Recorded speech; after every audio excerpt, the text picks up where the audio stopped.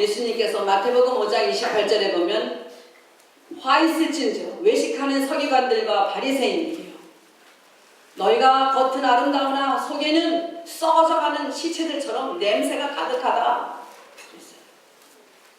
외식한다는 오래 금식하기 좋아하고 긴 옷을 입고 자기의 그 종교적인 지위를 나타내고 그렇게 많은 것으로 구제하고 봉사하는 것 같지만은 실상은 그 속에 악독과 탐심이 가득하다고 너무나 싫어하셨습니다. 이들이 끌고 온 여자가 누구예요? 가늠하다가 현장에서 잡힌 여인입니다. 이 신명기 22장 22절에 보면 어떤 남자가 만일 어떤 약혼한 사람이 있는 여자나 유부녀나 이런 사람과 통관하면은 그 둘을 현장에서 둘 다 죽이라고 그랬어요. 돌로 쳐서 죽여라. 그래서 그 백성 중에서 그런 악을 완전히 제해라. 이렇게 이제 그 모세 오경을 통해 묘세 오경에 많이 기록되어 있어요. 레위기도 있고 민수기 신명기 다 있습니다. 그런데 여러분 반드시 이 둘을 죽일 때는 현장에서 잡아서 사람을 죽일 때는 두 사람을 같이 있어야 되는 것입니다. 그리고 먼저 한 사람이나 두 사람의 증인이 이 사람이 이렇게 했습니다 하고 자신있게 자기는 죄 없고 이 사람이 죄 있다고 증인이 돌을 쳐서 던지면 그 후에야 많은 사람이 거기는 참여한 모든 사람이 돌을 쳐서 죽일 수가 있었습니다. 그런데 이들은 누구를 데리고 왔어요? 남자는 없었습니다. 아마 이때는 초막절, 장막절이라고도 하는 유대인의 큰 명절인데 이제 많은 순례객들이 디아스포라랑 옵니다. 그래서 예루살렘 성전 부근에서 일주일 동안 그렇게 이제 잔치를 하고 돌아가는데 이런 축제 때는 여러분 이렇게 분위기가 들뜨잖아요. 그죠? 우리 청년들 축제를 조심하세요. 축제 때 마음이 들뜨게 되어 있습니다. 그러니까 아마 그런 분위기를 타서 어떤 남자와 여자가 그렇게 실수를 했을지도 모릅니다. 그런데 남자는 잽싸게 도망을 갔는지 여자만 붙잡힌 것입니다. 끌고 올 수 없습니다. 재판이 성립이 되지 않습니다. 정죄가 되지 않는 것입니다. 그런데 예수님께로 그 여인을 끌고 왔는데 여기가 어디라고요? 성전에서 예수님이 감람산에 가셔서 기도하시고 또 아침 되면 성전에서 가르치시기를 계속하셨는데 성전에서 가르치실 때에 그 서기관들과 이 바리새인들이 여자를 끌고 온 것입니다. 어떻게 하겠습니까? 당신은 뭐라고 말하겠습니까? 6절에 보니까 저희가 이렇게 말하면 고소할 조건을 얻고자 하여 예수를 시험함이로라. 이 여자를 돌로 치는 것은 나중 문제고 예수님을 돌로 치고자 하는 것입니다. 예수님의 입에서 나오는 모든 말씀으로 어떻게 시비를 잡을까, 어떻게 모함을 할까, 어떻게 올무에 걸릴까 늘 연구하고 그런 사람들이었습니다. 그런데 예수님이 어떤 분이세요? 하나님이십니다. 인간의 언어를 만드신 분이십니다. 인간의 지혜를 다 모아도 따라갈 수 없는 그런 하나님이십니다. 우리 하나님 어떻게 하셨지요? 첫째 따라합시다. 땅에 손가락으로 글씨를 쓰셨다. 둘째 일어나 말씀하셨어요. 너희 중에 죄 없는 자가 먼저 치라. 그리고 세 번째 다시 굽혀 땅에 쓰셨다. 이거예요. 예수님은 그들 앞에서 아무 말씀도 안 하셨어요. 그냥 땅에다가 손가락으로 무엇인지 쓰셨어요. 군중들이 봤겠죠. 매튜 헨리라는 그런 신학자는 자기 주석에서 이렇게 쓰고 있습니다. 아마도 예수님은 그 땅에다가 그들의 죄에 대하여, 인간이 질 수 있는 죄에 대하여, 특별히 간음죄에 대하여 기록했을 것이다. 그래서 사람들이 그것을 보고 자기도 다 죄인이라고 느끼도록 유도하셨을 것이다. 또 어떤 신학자는 아니다, 시간을 끄셨을 것이다. 이렇게 몇 가지 이야기를 견해가 있습니다. 그러나 여러분, 그것은 어디까지나 우리의 어떤 추측에 불과하지요. 그러나 우리가 추론해 볼 수 있습니다. 예수님이 무엇을 쓰셨을까요? 예수님은 이렇게 말씀하신 적이 있어요. 누구든지 마음에 음욕을 품은 자마다 이미 마음에 간음한 자니라. 모세의 법에는 간음한 자를 돌로 치라 명하였지만은 나는 너희에게 분명히 진실로 너희에게 말하노니 마음에 음욕을 품은 자마다, 여인을 보고 음욕을 품은 자마다 이미 간음한 거나 마찬가지다. 사실 율법보다 예수님의 법은 계명은 훨씬 더 무거운 것입니다. 지키기 어렵습니다. 그렇게 말씀하신 그 주님의 뜻에 그들이 어떻게 했다고요? 일어나서 양심의 가책을 받아 어른으로부터 아이까지 다 각각 집으로 돌아가게 되었습니다. 그 정죄하는 현장에 아무도 남지 못했다는 것입니다. 무엇을 말하지요? 모두 다 죄인이라는 것입니다. 한 사람도 어른도 아이도 할 것 없이 양심의 가책을 받게 되었다는 것입니다. 양심의 가책을 받고 회개까지 이르러야 하는데 회개는 하지 않고 양심의 가책을 받고 다 떠나간 사람입니다.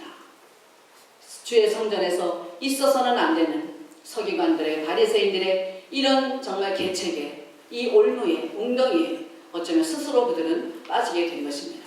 자기 자신들의 더 악한 그런 모습을 여실히 보이게 된 것입니다. 예수님이 성전에서 매매하는 자들을 짐승을 파는 자들을 다 노끈으로 채찍을 만들어서 그거를 때리시고 상을 둘러엎으시고 짐승들은 다 내어 쫓으시고 내 집이 만민이 기도하는 집인데 너희가 이 성전을 강도에 불혈로 만든다고 그렇게 화를 내셨잖아요. 그죠? 우리 주님이 성전을 어지럽히고 그렇게 외식하고 남을 괴롭히고 넘어뜨리려 하는 자들은 화를 내셨습니다. 그러나 우리 주님은 가늠하다 현장에서 잡힌 여인일지라도 그 자리에서 용서하시고 정죄하지 않으시고 그리고 끝까지 사랑하시는 줄로 믿습니다. 이제 여기 보니까 주님이 땅에 쓰시고 일어나서 너희들 중에 죄 없는 자가 먼저 돌로 치라 그렇게 하시고 다시 땅에 눕혀서 무엇인가를 쓰셨는데 그 내용은 나오지 않지만은 조금 전에 말씀드린 대로 한 사람도 죄에서 벗어나는 사람은 없다는 것을 우리가 이 말씀을 통해서 알 수가 있을 것입니다. 그러면 여러분 예수님이 가늠한 이 현장에서 가늠하다가 잡힌 이 여자도 정죄치 아니하시는데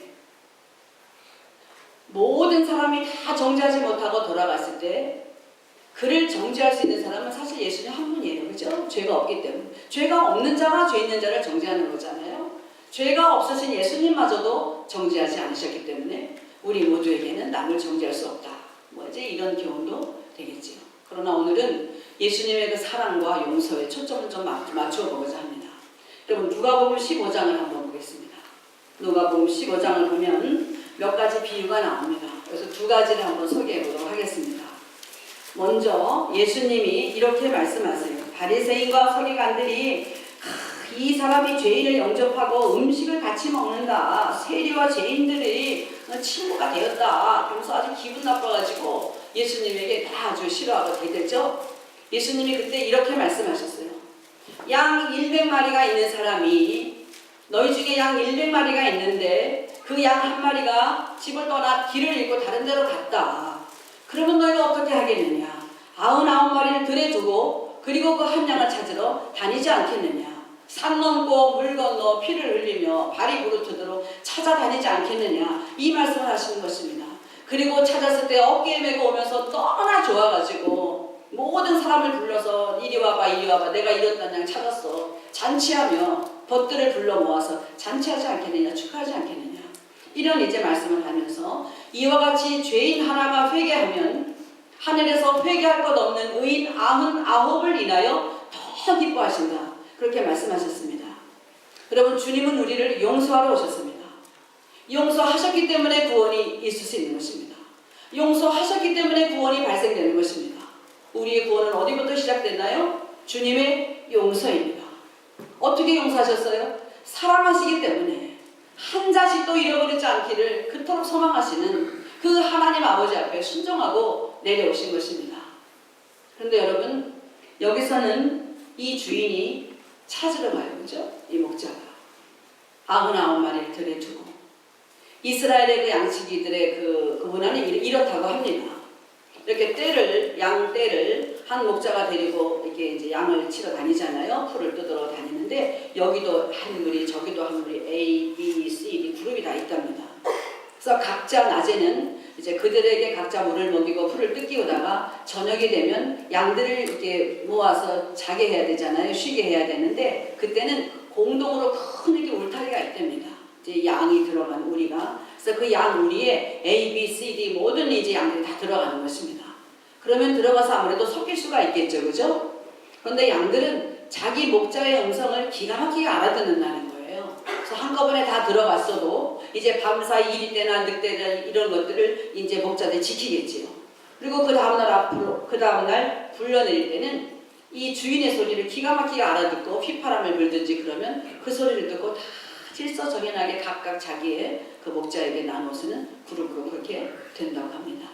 그러니까 이 목자가 99마리를 들여 두었다는 것은 여러분 무책임하게 그냥 막 방치하고 간 것이 사실은 아닙니다. 그 문화를 볼 때.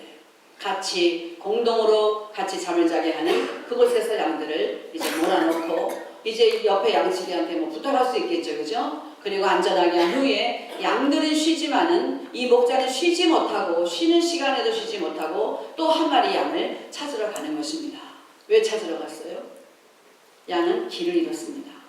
혼자 돌아올 능력이 없습니다. 길을 모릅니다. 어떻게 가는지 모릅니다. 근데 여러분 이 목자가 양을 빨리 찾는 방법이 있지요. 찾을 수 있는 길이 있지요. 어떻게 하면 빨리 찾을까요? 어떤 상황에서 그 목자가 양을 빨리 발견할 수 있겠어요? 어떻게 하면 될까요? 여러분 한번 생각해 보세요. 어떻게 하면 될까요? 양이 소리를 내는 것입니다. 그죠? 너무 간단해요. 양의 소리를 듣고 찾아갈 거 아니에요. 여러분 혹시 길을 잃었습니까? 여러분 마음에 문제가 있나요? 소리를 내세요. 기도하세요. 오늘 찬양 때 찬양한 것처럼 기도의 답이 있는 것입니다. 아버지 나 이 문제 아픕니다. 아버지가 내가 실수해서 이렇게 벌려놓았으니 이거 어떻게 하면 좋습니까? 아버지 와서 도와주세요. 나는 가는 길을 모릅니다. 일어날 힘이 없습니다. 마음은 원이로되 육신이 약합니다. 정말 못 가겠습니다. 아버지 문제를 해결해 주세요. 기도할 때 하나님이 찾아가십니다. 할렐루야. 여러분의 문제를 다 고백하시고 주님 앞에 맡길 때에 주께서 여러분에게 찾아가셔서 잃었던 그 양을 어떻게 하든지 주님이 찾아내셔서 또 우리로 인도해 주실 것입니다. 또 한 가지 보겠습니다. 밑에 보면 잃은 아들을 되찾은 아버지의 비유, 집 안에 탕자가 있다. 이런 이제 그 제목이 있는데 한 아버지에게 두 아들이 있었어요. 여러분 잘 아시는 내용이지만 혹시 모르시는 분을 위해서 잠깐 간략하게 설명해 드리겠습니다. 두 아들이 있었는데 이 작은 아들이 아버지한테 아버지께서 저에게 주실 재산, 그 유산이 있으시면 지금 주세요. 돌아가시기 전에 나를 지금 주세요. 나를 지금 주세요. 지금 주세요. 근데 아버지가 금방 알았다 이게 주셨겠어요? 계속 만류했겠죠. 그러다가 결국 줍니다. 재산을. 그랬더니 몇 날이 못 되어 그 재산을 다 모아가지고 먼 길을 떠나게 되었어요. 아버지가 줄 때 돈만 줬겠어요? 금붙이 이게 동산만 주셨겠어요? 부동산도 줬겠죠. 그 몇 날 동안에 다 팔아처분한 것입니다. 현찰을 만든 거예요. 쓸 수 있는 돈을. 몇 날이 못 돼요. 그래서 몇 날이 못 돼요. 13절에 보니까 그 후 며칠이 못 돼요. 둘째 아들이 재물을 다 모아가지고 먼 나라에 가 거기서 허랑방탕하여 그 재산을 다 허비하더니 돈을 씁니다. 돈이 떨어질 때까지 친구도 사귀고 행복을 찾아다닙니다. 행복했겠죠. 그런데 결국 그 나라에 흉년이 들고 돈은 다 떨어지고 먹을 것이 없게 되었습니다. 그래서 어떤 사람, 그 백성 중에 한 사람에게 가서 이제 얹혀 삽니다. 그랬더니 그 주인이 이 아들을 보고 돼지를 치는 일을 시킵니다. 생각해보니까 짐승 돌보는 일 중에 돼지 치는 일이 제일 간단할 것 같아요. 힘은 들겠지만. 소는 데리고 나가서 밭도 갈아야 되고 뭐 이렇잖아요. 그죠? 근데 돼지는 그냥 가다 놓고 밥만 주면 되잖아요. 똥 치워주고. 뭐 운동을 하러 다니겠어요? 어떡하겠어요? 제일 할 일이 없으니 간단한 거, 능력이 없는 것입니다. 아버지 아들로 있을 때는 그렇게 좋은 신분에 그렇게 호강으로 살았지만은 아버지 꿈을 떠나고 나니까 아무짝에도 쓸모없는 것입니다. 그런데 거기에서마저도 사람에게 짓밟힙니다. 배가 밥을 먹고 살아야 되는데 돼지들이 먹는 쥐 없는 열매도 부족해서 배가 고픈 거예요. 배가 고픈 거예요. 그랬더니 여러분 14절에 보니까 다 없이 한 후 그 나라에 크게 흉년이 들어 저가 비로소 궁핍한지라. 비로소 다 뺏기고 나니까 비로소 힘들고 이제 곤란을 겪게 되었어요. 그리고 17절에 보니까 이에 스스로 돌이켜 가로되 내 아버지에게는 양식이 풍족한 품꾼이 얼마나 많은고. 이제 자기 아버지 집에서 이제 품꾼으로 있는 품꾼들, 많이 먹을 수 있는 그 품꾼의 양식을 부러워합니다. 그러니까 그는 절대로 회개한 것 같지 않아요. 내가 이제 이렇게 말해야지. 아버지, 내가 아버지 하늘과 아버지께 죄를 얻었사오니 이제는 나를 품꾼의 하나로 써주소서. 품꾼이 되어서 양식을 먹겠다는 것입니다. 그리고 아버지께 돌아갑니다. 그러니까 아버지가 아직도 상고가 먼데 그 아들을 보고 측은히 여기며 달려가 그를 맞이하고 몸을 씻기고 옷을 입히고 가락지를 끼우고 신발을 신기고 이제 아들로 다시 살아난 아들로 그렇게 합니다. 여러분, 아들이 돌아올 때예요. 여러분, 그 마을의 그 문화는 이렇다고 합니다. 그 시대에는 이제 이렇게 부모가 살아계실 때 돈을 달래가지고 유산을 받아서 나가는 자신은 이미 폐륜하다. 그래서 그가 나갈 때는 그냥 봐주지만 들어올 때는 동네 사람이 봐주지 않고 길목 어디에서나 그를 봤을 때 만약에 그 사람이 받아주면 다행이지만은 이 밥그릇을 가지고 깨면서 그 앞에서 엎어버리면 이제 너의 기업은 이곳에 없다. 발을 못 붙인다는 거예요. 부모도 그것을 어기지 못한다는 것입니다. 그러니까 아버지는 아는 것입니다. 아들이 돌아올 때 혹여 자기 외에 당신이 먼저 보기 전에 이웃 주민들이 가서 그런 일을 하면 어떻게 하나. 그러니까 잠도 못 자고 계속 아들을 기다리는 것입니다. 아직도 상어가 먼데 멀리서 오는 그 아들을 보고 달려가서 앉잖아요. 그리고 아들로 다시 환영하고 영접합니다. 이 잃어버린 양 한 마리와 집을 나간 아들 사이에 차이점이 있습니다. 예수님이 그를 용서하고 다시 아들로 받아주고 사랑하고 용서하고 복을 주신 것은 같아요. 그런데 이 양은 찾으러 나갔고 이 아들을 기다렸다는 것입니다. 이 양은 길을 잃어서 돌아가는 방법을 모릅니다. 아직 어린 양입니다. 그러니까 끝까지 찾아가시는 것입니다. 그러나 이 집을 나간 아들은 돌아오는 길을 알고 있습니다. 아버지는 기다리시는 것입니다. 끝까지 어떻게 다 떨어져서 비로소 궁핍한지라 스스로 돌이켜 회개하기를 돌아오기를 그렇게 주님은 기다리십니다. 이 양 한 마리를 잃어버린 이 목자도 또 집을 나간 이 둘째 아들을 둔 이 아버지도 예수님은 하나님 아버지로 비유하고 있는 것입니다. 그렇습니다. 하나님 아버지 앞에 저와 여러분이 무언가 실수를 많이 하지요. 그죠? 죄를 짓습니다. 부족함이 있습니다. 그러나 우리 하나님은 어떻게 하시든지 끝까지 찾아오셔서 우리를 구출하시는 하나님이신 것을 기억해야 합니다. 그리고 끝까지 회개하고 돌아오시기를 끝까지 기다리시는 하나님 아버지, 그 기다리시는 하나님의 사랑을 기억해야 할 것입니다. 아버지가 큰아들에게 너 잠깐 집 좀 보고 있어라. 내가 이건 안 되겠다. 가서 데리고 올 수 있잖아요. 그죠? 돈 다 쓰기 전에, 건강 다 잃기 전에, 명예와 물질과 모든 걸 다 잃기 전에 데리고 올 수 있습니다. 그러나 회개하지 않는 사람은 어떻게 하겠어요? 데리고 오면 또 나갈 거 아니에요. 어느 예수 교회 다니는 고등학생 한 사람이 차를 훔치다가 소년원에 갔대요. 목사님이 찾아갔대요. 신방을 갔어요. 네가 이제 잘 참고 나오면 내가 앞으로 네 뒤를 잘 봐주겠다. 그랬더니 이 학생이 이렇게 말했대요. 목사님, 차를 훔치는 게 얼마나 힘든데요. 어떻게 목사님이 내 뒤를 닮아주신다고 그러세요? 그냥 목사님은 설교나 열심히 하세요. 그러면 회개하지 않는데 어떻게 하겠어요? 하나님은 끝까지 회개하고 돌아오시기를 기다리십니다. 찾아가는 것보다 기다리는 하나님의 사랑은 더 큽니다. 오늘도 저와 여러분이 그런 모든 나쁜 생각을 내려놓고 주님께 달려가기를 기다리십니다. 길을 잃었을 때, 나 혼자 도저히 할 수 없는 어려운 일을 만났을 때 무릎 꿇고 기다리면서 아버지, 아버지, 양의 소리를 내시기를 바랍니다. 아버지, 나 여기 있습니다. 이 문제가 이렇게 골마 있습니다. 이 문제를 아버지가 도와주시옵소서. 제 힘으로는 도저히 가고 싶어도 원상회복되지 않습니다. 기도할 때 하나님이 불쌍히 여겨주시고 끝까지 찾아오셔서 그 문제를 해결해 주실 것입니다. 내가 너의 아버지다. 내가 너의 하나님이다. 나는 너의 하나님이다. 가까이 오실 것입니다. 그리고 우리가 마음에 교만하고 위선과 악독이 가득합니까? 주님 오늘도 돌아오기를 원하십니다. 그 하나님께 우리의 모든 것을 내어놓고 나아가기를 원합니다. 가늠하다 현장에서 잡힌 이 여인도 정죄당하지 않았습니다. 우리 주님 말씀하셨지요. 나도 너를 정죄하지 아니하노니 가서 다시는 죄를 범치 말라. 기도하겠습니다.